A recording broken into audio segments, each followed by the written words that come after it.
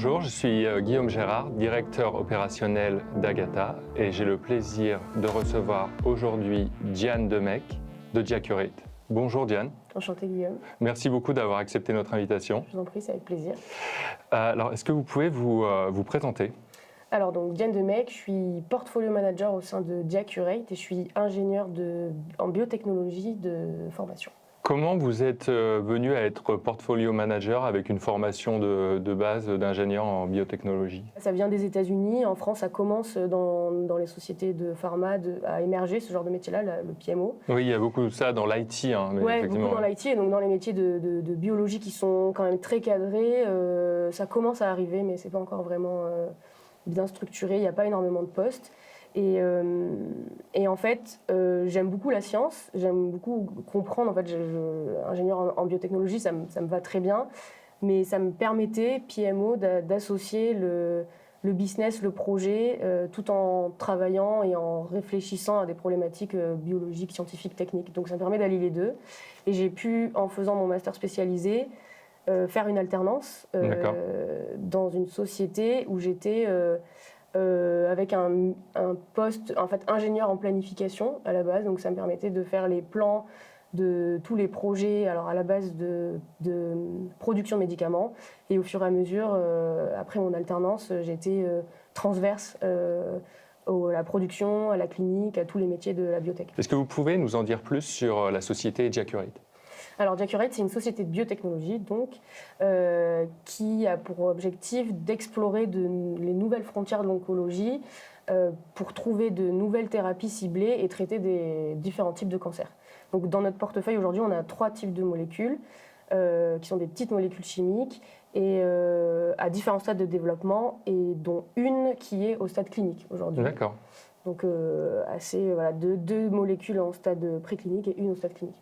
Voilà. D'accord. Donc là, vous commencez, vous initiez vos études cliniques, etc. Ou elles sont en cours? Alors, en fait, Diacurate, c'est la fusion de 2 entités qui sont cofondées et accompagnées par Truffle Capital, un fonds d'investissement.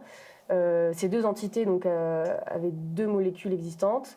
Et lors de la fusion, on a fait un partenariat avec Merck et on a en fait acquéri une nouvelle molécule qui était déjà au stade clinique, donc en phase 1. Et donc notre objectif, c'est de l'amener plus loin dans le stade. D'accord, donc okay. En fait, on a racheté une molécule au stade clinique directement. Donc en fait, en très peu de temps, Diacurate est devenue une société au stade clinique. D'accord. Initialement, est-ce que vous pouvez nous expliquer quelles sont les problématiques que vous rencontriez dans la gestion des données de l'entreprise ? Alors, à Diacurate, vu que c'était la fusion de 2 sociétés, on a hérité déjà de 2 organisations totalement différentes, de 2 systèmes d'information différents. Donc, quand je suis arrivée il y a 2 ans, on avait une première problématique, c'était l'harmonisation de nos documents, en fait. Ah oui. Donc, c'était le premier problème. Donc, les documents type SOP, etc., tout était en dos ? Alors, on n'avait pas de process, donc au niveau de la qualité, c'était très basique, il n'y en avait pas, il n'y avait pas de procédure. Mais nos documents de travail, typiquement, les présentations de la société, les documents scientifiques, etc., c'était tout sur des templates qui étaient différents, parce que c'était 2 entités. D'accord. Donc, il a fallu d'abord faire un premier travail d'harmonisation. Et donc, pour supporter ça, on avait mis en place, donc avant que j'arrive même, un Dropbox, donc un système de partage de documents. Ce qu'il faut savoir aussi, c'est que Diacurate, c'est localisé à plusieurs endroits. On est essentiellement en télétravail, donc il y a Paris, Marseille, Montpellier, San Francisco aussi, donc on travaille un peu tous de partout. Donc on avait besoin d'un système qui nous permette de partager nos documents sans s'échanger en permanence par mail, en fait, nos documents, et de les stocker de manière un peu plus sécure. Donc on avait mis en place Dropbox, et donc on s'échangeait les documents, on stockait nos documents là-dessus. Et donc là, on avait un vrai problème de sécurité, premièrement, de nos documents sur Dropbox, et de versionning, parce que cet outil ne permet pas de gérer les différentes versions d'un document, et donc on se retrouvait avec des versions revues par un tel à chaque fois. Donc vous dupliquiez les documents, oui. Voilà. Ok, je comprends. Donc on se retrouvait pour un seul document à avoir 5, 6, 7, une dizaine de documents sur Dropbox, donc déjà ça fait de la place. Et aussi on avait un problème de perte de temps pour consolider les différentes versions, des fois de la perte d'informations, parce que quand il y a 2 personnes qui travaillent en même temps, à distance, on ne sait pas que la personne travaille sur le document, donc on se retrouve avec 2 versions. Vous écrasez, l'un écrase la version de l'autre. Exactement. Okay. Donc le système, il n'était pas idéal du tout, juste pour sans parler qualité, juste pour l'organisation de notre travail au quotidien en fait. D'accord. Et donc, cette Dropbox, vous l'avez utilisée combien de temps? Ça a été mis en place dès le début quasiment de la société? C'était quand les 2 entités ont fusionné, il me semble que c'était avant que j'arrive, donc c'était il y a 1 an et demi à peu près. D'accord. 2 ans. Et donc, et les données de la Dropbox étaient stockées où en fait? On sait, Dropbox, je ne sais pas si on sait où sont stockées les données? Non, aux États-Unis? Justement, ouais, je crois que c'est aux États-Unis et pas en France. Donc on avait ce problème-là aussi. En se structurant, en adoptant une molécule qui allait arriver au stade clinique, il fallait qu'on ait un système beaucoup plus sécure. Ouais. Et avoir nos données sécurisées en France aussi. Comment ça a émergé en fait ce besoin d'avoir un système de gestion documentaire pharma au sein de Diacurate? Qui en a eu l'idée?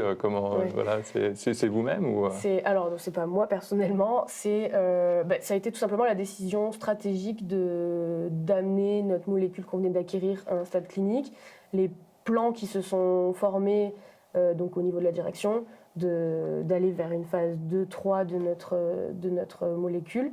Juste cette décision-là, en fait, nous a amené à nous dire en fait, on n'a pas le choix. Dans la biotech, quand on va à un stade clinique, quand la société est sponsor d'une étude clinique, on est obligé réglementairement parlant d'avoir un système, déjà d'avoir un système qualité. Donc ça, c'était le premier point, il fallait qu'on mette en place un système qualité. Et le deuxième, il fallait qu'on puisse avoir nos données stockées de manière sûre, parce qu'en cas d'inspection, il faut que sur nos molécules, on ait les données scientifiques, les données brutes, les rapports associés, avec une nomenclature qui est nickel, avec un historique du changement des versions qui est très propre, etc. Donc on se devait d'avoir, de par la stratégie qui avait été décidée, on se devait d'avoir un système documentaire et un système qualité conforme. Donc ça a très vite, quand je suis arrivée, d'ailleurs il y a 1 an et demi, on m'a dit qu'il fallait mettre en place un système de documentaire et de gestion de la qualité et qu'on m'a demandé si je voulais être en charge de ce projet. Et vous savez pourquoi ça n'a pas été mis en place dès le début, dès la mise en place de la société? Parce que je vous demande ça parce que je discute avec pas mal de sociétés, effectivement. J'ai l'impression que toutes les sociétés mettent ça en place à partir de 10-15 personnes et ne pensent pas à mettre ça en place dès le début. Peut-être que ce n'est pas dans les priorités d'une biotech lors de la mise en place initiale, peut-être? Je pense que c'est ça. Le cœur de métier d'une biotech, c'est d'abord de créer de la valeur sur ses molécules, sur son portefeuille. Donc, je pense qu'il y a ce problème-là, c'est que le cœur de métier n'est pas forcément d'avoir une organisation documentaire nickel, un système qualité nickel, puisqu'au tout début, on n'en a pas forcément besoin, en fait. Et après, une biotech, ça a besoin... Alors, toutes les startups ont besoin d'être très agiles, mais je pense que la biotech, du fait qu'on ne contrôle pas les résultats, puisque c'est de la bio, donc en fait, du jour au lendemain, un résultat peut nous amener à changer complètement de direction sur un projet. Ça nous demande d'être très agile. Et je pense que dans la tête des personnes, mettre en place un système documentaire et un système qualité surtout, ça va rigidifier toute la société. Et donc je pense que les gens sont plutôt réfractaires à mettre un système d'information qui rigidifie une organisation. Ok, ils ont eu peur que ça ralentisse en fait la croissance de la société du fait d'une rigidité extrême. Quoi. Exactement. Okay. Je pense que c'est ça. Et donc à partir de ce moment-là, donc le besoin a été identifié. Donc vous avez hérité du bébé entre guillemets dans le cadre de vos portfolios de projets. Ouais, exactement. Et donc comment ça s'est passé? Quelle a été votre démarche déjà de sélection, d'une solution, quoi? Alors, je pense qu'on a identifié 2 besoins. Le premier qui était clair, c'était d'avoir un système qui nous permette de mettre en place un système qualité dans Diacurate. Et le deuxième, c'était de gérer justement ce problème de stockage de données, de nos données de travail, en fait, qui ne sont pas forcément qualité.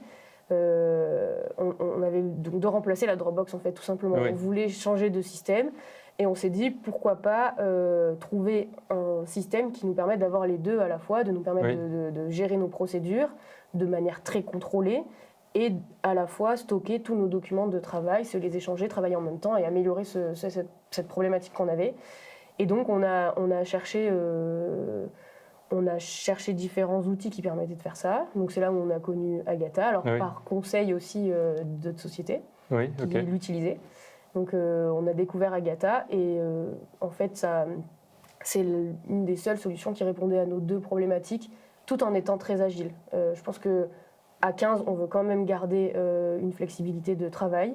Et Agatha permet de faire ça, c'est assez flexible.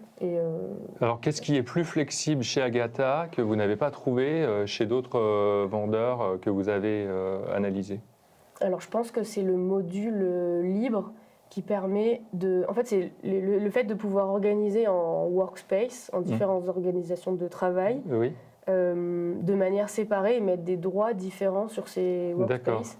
Qui permettent, donc nous, ça nous a permis d'avoir un système contrôlé qui nous permet de gérer nos procédures avec des automatismes de revue par telle ou telle personne, tel manager de telle équipe, et ça c'est automatique, et d'avoir un espace où on met nos documents de travail qui est très libre, on peut donner accès à plusieurs personnes, tout en contrôlant le versionning, le changement les différents changements, l'enregistrement, et donc de résoudre tous nos problèmes qu'on avait avec la Dropbox. Donc en fait, pour revenir sur la partie sélection, vous souhaitiez un système flexible, conforme en termes réglementaires, avec des réglementations type CFR 21 par 11, voilà, et facile à mettre en place, quoi, grosso modo. Oui, et l'hébergement en Europe aussi, j'imagine. Qui permettent de répondre à toutes les contraintes réglementaires qu'on allait avoir, parce qu'aujourd'hui, on n'a pas d'essai clinique encore, donc c'était dans un futur plus ou moins proche. Donc c'était plutôt évident de se dire on met en place un système aujourd'hui qui va répondre à nos besoins pour plus tard. Donc on se devait d'avoir toutes ces certifications-là sur l'outil, et en même temps qui n'est pas un outil qui... Déjà, ce que je trouve, c'est que les outils de gestion de la qualité ont souvent plein de modules, et la manière de prendre des licences dans ces modules-là, c'est souvent trop large pour la taille en fait, de société, de start-up d'une quinzaine de personnes. Ah oui. Donc, souvent, on est obligé de prendre 50 licences directement sur plusieurs modules dont on n'en a pas forcément l'utilité. Oui, d'accord, je vois ce que vous voulez dire. Il s'est tellement fragmenté, granulaire le modèle de licence, si je comprends bien, c'est qu'ils vont vous faire prendre par exemple une licence pour la partie gestion de qualité, mais si vous voulez distribuer les documents aux employés, ça va être une autre licence, et donc vous vous retrouvez avec 50 000 licences. Licence, par exemple, on va devoir prendre les CAPA dont aujourd'hui on n'en a pas besoin, ou le module TMF dont on n'a pas forcément besoin, etc. En fait. Alors qu'Agatha, c'est adapté aux petites sociétés. En tout cas, pour nous, c'est adapté aux petites sociétés, et ça permet de prendre des petites...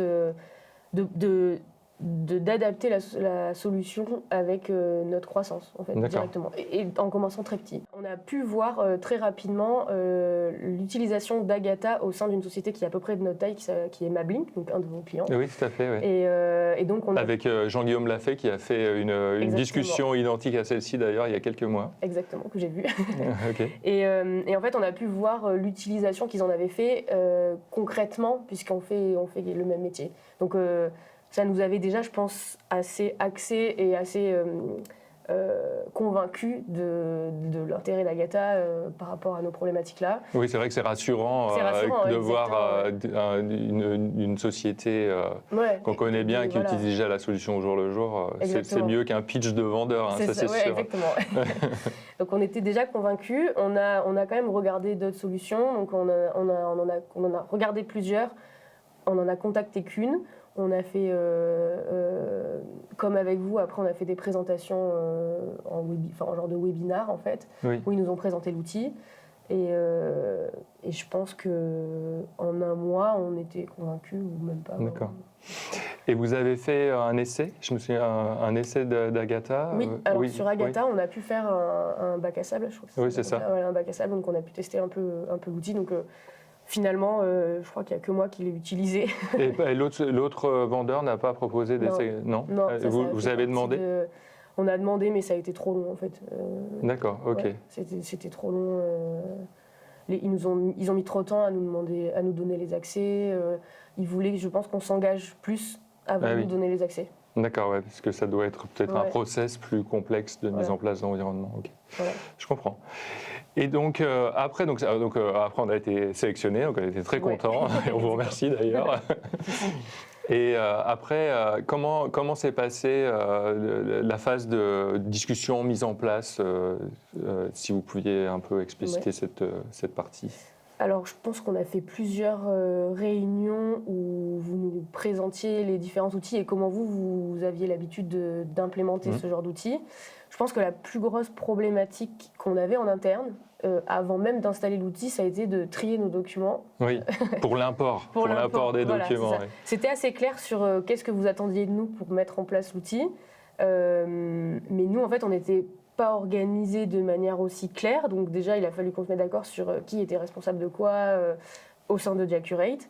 Donc ça a été le premier challenge. Le deuxième, ça a été de dire qu'est-ce qu'on importe. Tant qu'à faire, on part sur de bonnes bases, donc on va trier nos documents, sachant que ça vient de 2 entités différentes. Donc l'harmonisation avait commencé, mais c'était pas terminé. Trier 15 ans de recherche, c'est pas facile, donc c'est un travail de longue haleine. Et on s'était dit, on le fait propre, donc on a demandé à chacun de ranger sa chambre, de ranger ses documents, de faire une nomenclature qui était propre, sachant qu'on avait un système qui ne permettait pas de faire du versionning.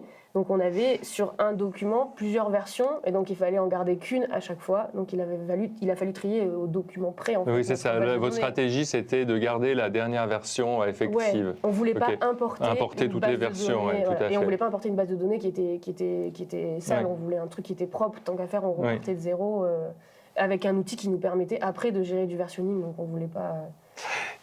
Comment vous avez organisé Agatha en termes de workspace? Vous avez plusieurs workspaces pour la clinique, pour l'IT. Est-ce que vous pouvez un peu... On a le workspace contrôlé pour toutes nos procédures. Et après, on a fait un espace de travail par métier. Donc ça aussi, ça a été une des grandes discussions en interne pour savoir quel métier on mettait. Parce qu'il y a la partie, tout ce qui est DNA, donc General and Administration, et la partie R&D, donc comment séparer nos 3 projets. On voulait harmoniser aussi la manière de présenter nos projets scientifiques, donc avoir les mêmes sous-dossiers dans les 3 projets. Ah oui. Donc on a un espace de travail par projet. Oui. Et après, on a l'informatique, la finance, la communication externe, la communication interne. La RGPD, qui est un de nos projets aussi. Oui. Et voilà, je crois que ça. Dans ce cadre-là, est-ce que vous avez eu... parce que en termes d'accompagnement d'Agatha, on a mis en place l'organisation nécessaire, le système initialement. Puis après, on vous a un peu orienté avec les workspaces, mais... Est-ce que, après, vous avez eu beaucoup d'expertise interne, extérieure à Agatha pour vous accompagner aussi en termes de taxonomie, d'organisation de votre organisation? Ce qui était très appréciable, c'est qu'on a eu des conseils de votre part, de ce que vous aviez rencontré, comment vous étiez organisé vous en interne aussi, de ce que vous avez vu chez vos différents clients. Donc on avait déjà on avait de votre part, on n'était pas lancé dans le grand vide comme ça. Et donc on avait votre fichier Excel pour implémenter Agatha, donnait déjà pas mal d'idées d'organisation. Oui. Et après on était accompagné aussi par une société de qualité qui avait pour but de nous aider à mettre en place un système qualité. D'accord. En parler, qui nous a donné aussi un peu des conseils en même temps en parallèle d'organisation générale de la société. Je vous pose la question parce qu'on réfléchit au sein d'Agatha à mettre en place plus de synergie entre les anciens clients et les nouveaux clients pour justement pouvoir réutiliser certaines organisations pour pas des fois réinventer la roue sur notamment des choses qui vont un peu au-delà du cœur de métier propre d'Agatha. Vous voyez, c'est pour ça que je vous posais la question. Oui, c'est intéressant. Après, chaque métier peut être différent, mais c'est vrai qu'une société scientifique est souvent organisée de la même manière. DNA, R&D, c'est quand même assez standard, quoi. D'accord. Ouais, ça peut être intéressant. Est-ce que vous pouvez nous détailler un peu l'évolution constatée depuis la mise en place d'Agatha, les changements de comportement, de fonctionnement de l'entreprise et l'évolution, j'espère, positive que vous avez pu voir? Alors je pense que ça a été l'évolution constatée directement, ça a été sur l'organisation de notre travail et le fait de travailler tous ensemble sur un même document, enfin tous ensemble, de travailler sur un même document qui était sauvegardé automatiquement dans l'outil. Ça a directement réglé le problème de différentes versions qu'on avait d'un document, de consolidation de nos données. Et donc, je pense que tout le monde a adhéré assez rapidement. On avait des personnes plus ou moins à l'aise avec les systèmes d'information, qui avaient un peu peur de changer de manière de travailler.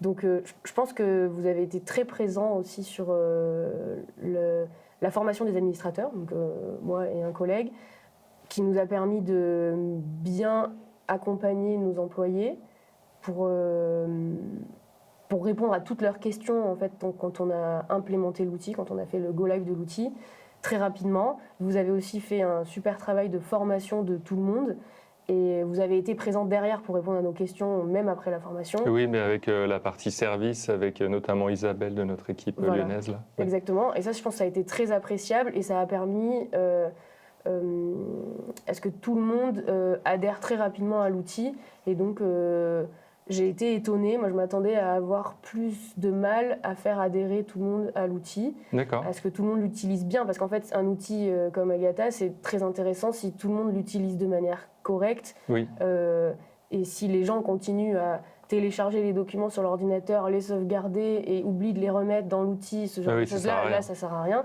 Et donc j'avais peur que les personnes continuent de faire ça sans utiliser les vrais atouts de Agatha. Et finalement, ça a été très rapide. Je pense qu'il y a eu, je vais dire 1 mois de questions, d'appels, ça marche pas, je comprends pas, etc. Et après, aujourd'hui, il y a tout le monde qui jure que par Agatha. Okay. Donc c'est quoi les commentaires que vous avez des utilisateurs ? Alors, je pense qu'il y a le principe de faire un edit with Office, là, de pouvoir ouvrir un document qui s'enregistre automatiquement sur Agatha, sans avoir à le télécharger et le retélécharger dans l'outil. Ça, je pense que c'est la chose la plus appréciable par tout le monde, parce que ça permet, et tout en signifiant aux autres personnes qu'on est en train de travailler dessus. Ça évite les doublons, ça évite le problème d'écraser des versions. La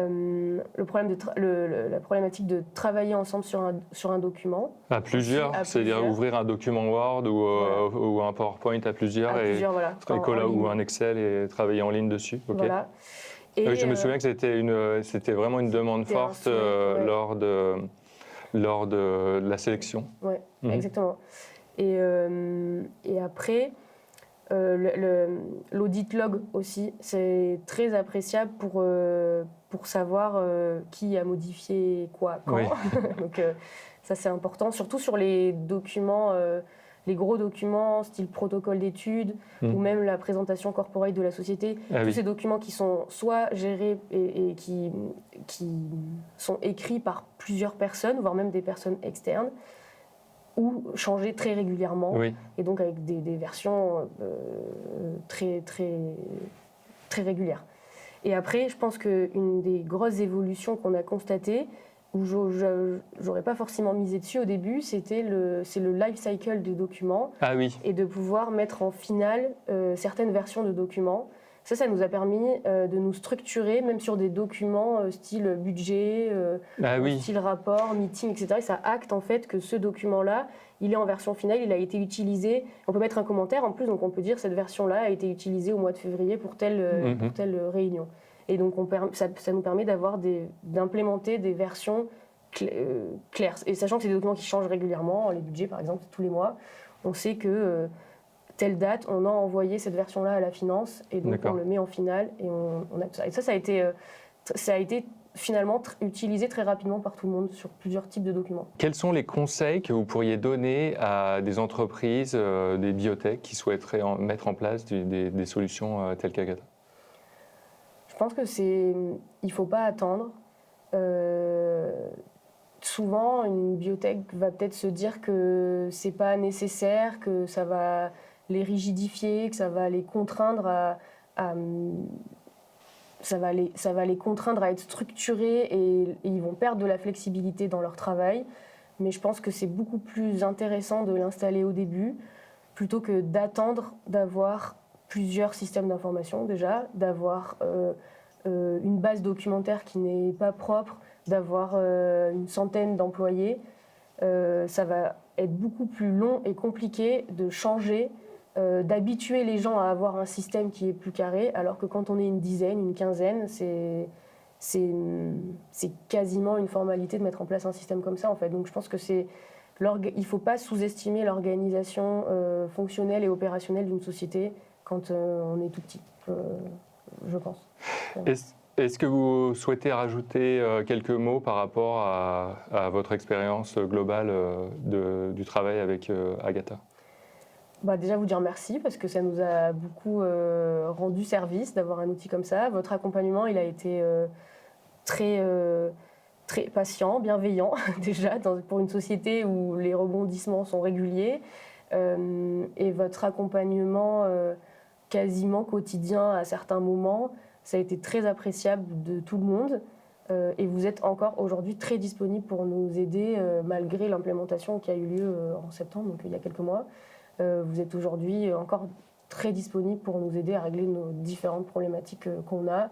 Et donc, merci. Et si je peux conseiller d'autres sociétés de biotech, Agatha, c'est un système qui est tourné métier, donc vous comprenez ce qu'on fait. Donc, c'est aussi ça très appréciable, c'est pas trop général. Et donc, installez Agatha. C'était le mot de la fin, Thierry Demecq. Merci beaucoup. Merci à vous.